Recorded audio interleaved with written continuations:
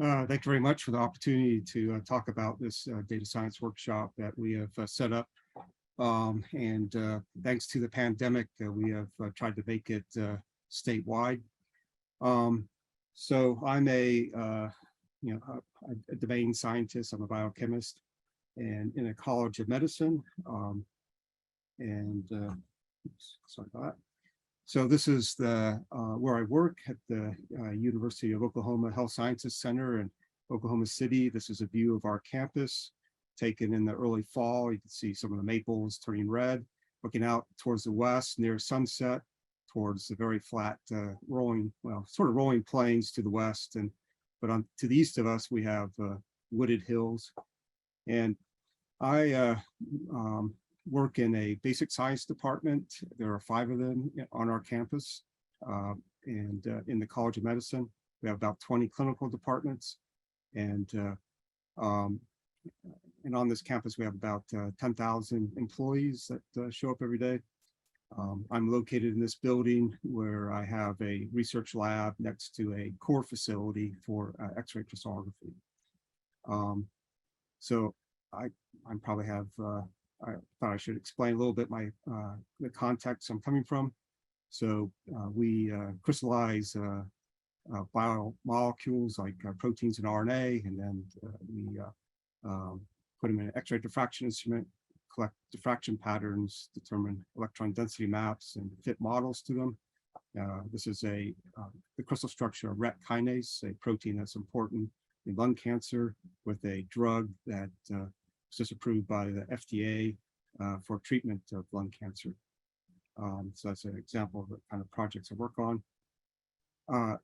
We are able to optimize cryo conditions in-house, and then we send our crystals off to a national lab. So I'm a user of national labs, and I have made use of all 5 of the national light sources in the US, but I use SSRL heavily. I've been a user since 1999. I've traveled there probably 60 times, generally about 3 times a year. And I've started to pay back by serving as on the SSRL User Executive Committee. This is a committee of about 20 people representing different domains of science amongst the users of SSRL. And these light sources hold every year an annual meeting in which there are actually many RCE type topics that are discussed. This is from the meeting in 2016. At the time, I was vice chair of this committee, and I was organizing this meeting with the vice chair of the LCLS User Executive Committee. So the LCLS is a free electron laser source that is also at SLAC. So SLAC is unique in that it has 2 light sources on its campus. The following year, I became chairman, and we had a problem. The funding for SSRL was cut, and the president's budget. So we mobilized 4,000 current and past users to push back.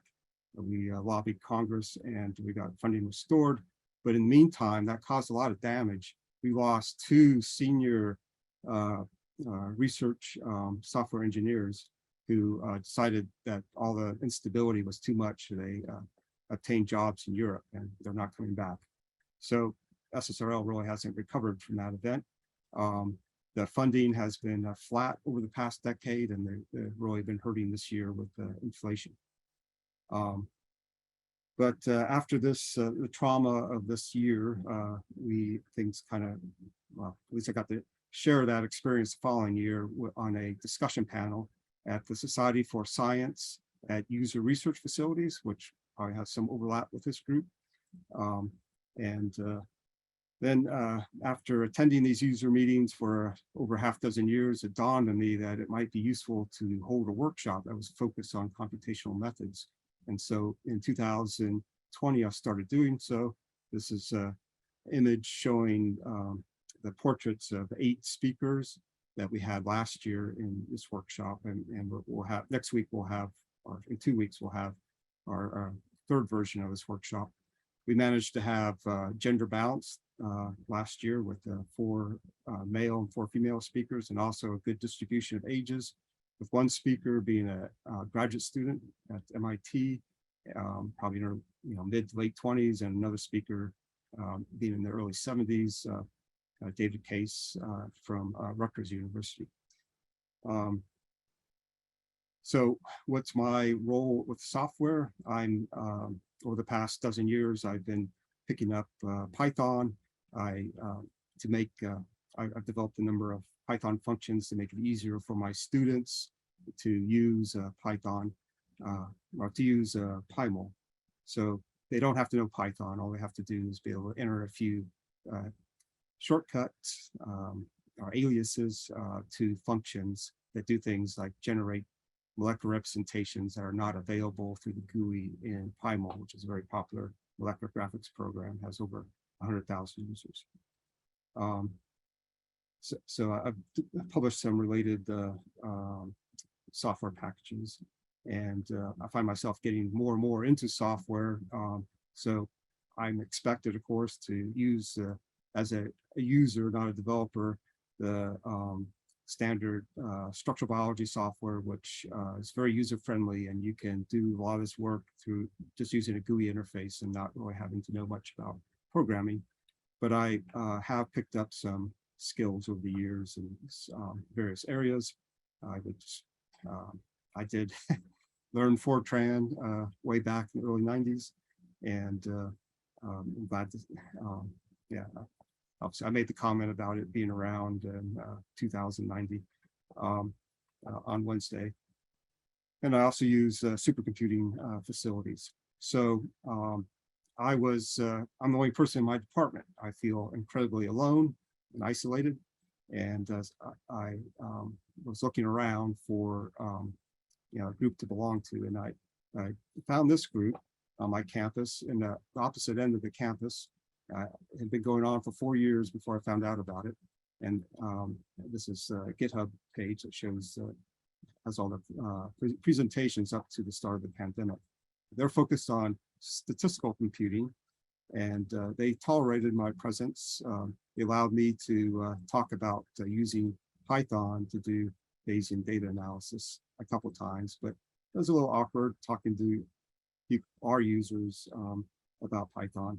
So I decided to form a group focused on Python, which initially we wound up calling the Python Workshop. So our goal was just initially to provide a platform for talking about scientific computing. We have a problem in that we have a graduate program in basic science. Our students take courses the first year, maybe part of the first half of the second year. There are no courses available in programming. And often our students discover in the third or fourth year that, wow, I do need to know something about programming, and it's like essentially too late. And then we don't have a computing center that supports basic science. We have one that supports clinical research, and we don't have support for Mac and Linux-based computing because our IT is very focused on supporting Windows operating systems in the clinical environment, and that's probably pretty universal, I think, on medical campuses. So I got together with some bioinformaticists at a neighboring institution just across the street at the Oklahoma Medical Research Foundation, and we put together this Python workshop. Had our first meeting in January 2019. We met in person. We met in a small room, 25 people, nice and intimate. We had everyone really enjoyed the sense of belonging. So we set it up by having a series of talks by members of the group, and that went on for about 1.5 years, and then the pandemic hit, and we wound up having to make a transition. But we did, after about first half year, we moved to a larger room where we could record the talks. We had many people who were interested in attending, but they could not because of schedule conflicts. And by making the videos available online, that helped a lot. We've had some of our videos have had up to 80 views by local people. And this was support for this was provided by our Vice Provost of Faculty Development.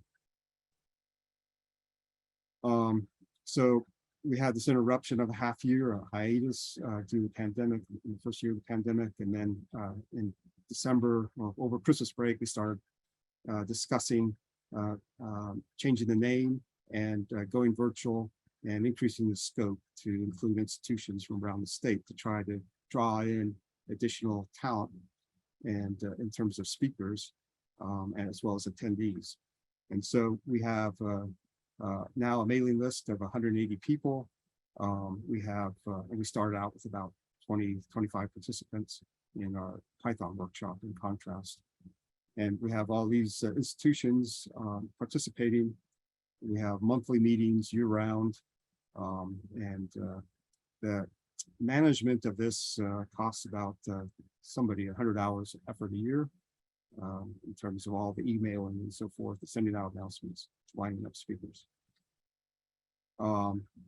There's a oversight committee, our steering committee, and so we just meet on an ad hoc basis to discuss issues that come up, like changing the name of this group. And these are the topics that have been covered. We have 26 videos now online, and you can see that they are very broad in terms of scope. We do have a few talks that are domain specific. One limitation of making the videos available online is that people are very reluctant to talk about unpublished research. So you know, it's hard to win everything all at once. So what would we like to be able to do that we've had trouble, we haven't been able to do due to lack of time or resources or because of the pandemic? It'd be great to be able to have a symposium on scientific computing. It'd be great to have a series of maybe day-long or half-day workshops on Saturdays when PIs would not be upset about their graduate students attending these sessions on Python, just going through what pretty much the content of a regular course, going over the basics, or likewise for R. There's been discussions of having hackathons. Everybody would like to do that, but nobody really volunteers to come up with that, putting that together. And likewise, maybe setting up a regularly based drop-in office hours where somebody with a computing problem, where they need help or stuck, or have been stuck for several weeks, they could come in and talk to people with more expertise. So my observations are that academics are extremely overcommitted. There was a mention on Wednesday about how getting undergrads involved, you can't have very high expectations because they're not being paid and they're busy doing other things. Well, the situation's even worse with faculty members. And so you really have to keep, in this kind of environment, your expectations very low. And I think it's really important to match your mission with the time and the energy that's available.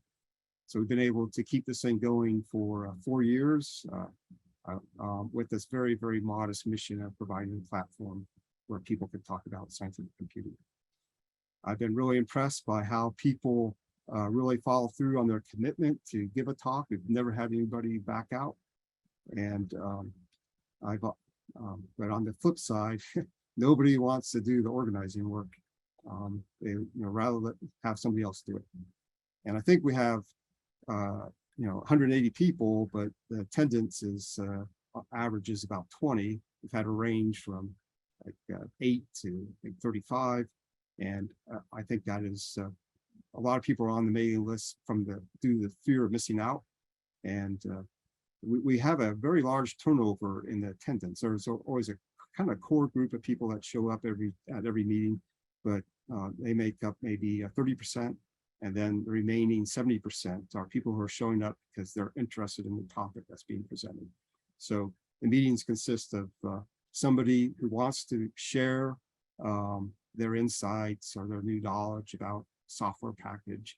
In my case, I've talked about like parallel computing in Jupyter. I've talked about using Jupyter supercomputers, things like that. Things are not really specific to my research per se. But that would be of general interest.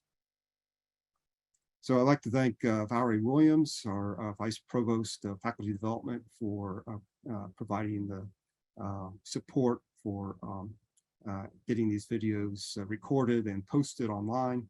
And I'd like to thank Melissa Nestor. She was a member of the Statistical Computing Users Group who went along and joined the Python Users Group. She's not a PhD scientist.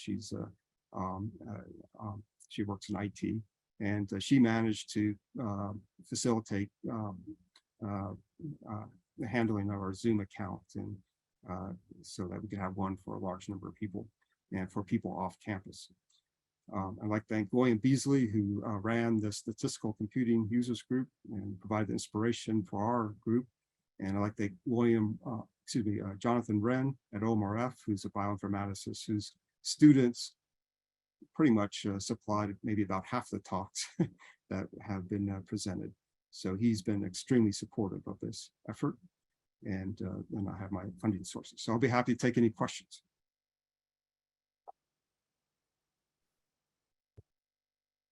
Thanks, Blaine. If you have any questions, feel free to enter them in the chat or feel free to raise your hand and unmute.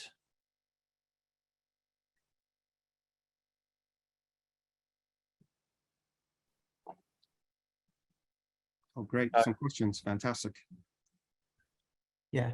I was wondering, was it challenging to get I think you mentioned like the vice provost was part of like supporting this like effort. Was it challenging to get like them on board with this? Well, I have to provide a little history. So she puts on a faculty leadership program, and I had attended her program about a decade earlier. And so she's already sort of predisposed to try to help me out. I wrote a page-long letter describing in detail how this would benefit the mission, educational mission of the university. And so we're feeling a need for graduate students to have a platform to talk about using computing in their research. And there wasn't such a platform. So she bought into that need and decided to support it. Thank you. It sounds like you like added a whole bunch of value. So awesome talk. Thank you. I have a question as well. I guess it's laid on the same note. So it sounds like you've built out some very successful communities in this space, particularly in the health sciences. And I'm curious, in seeing, say, like the diverse participation in some of the events you've coordinated and helped put together, what would you say are some like best practices from your end in terms of like bringing people into the fold and like actually being willing to accommodate and allowing for and encouraging people across varying identities and groups to come in and participate in these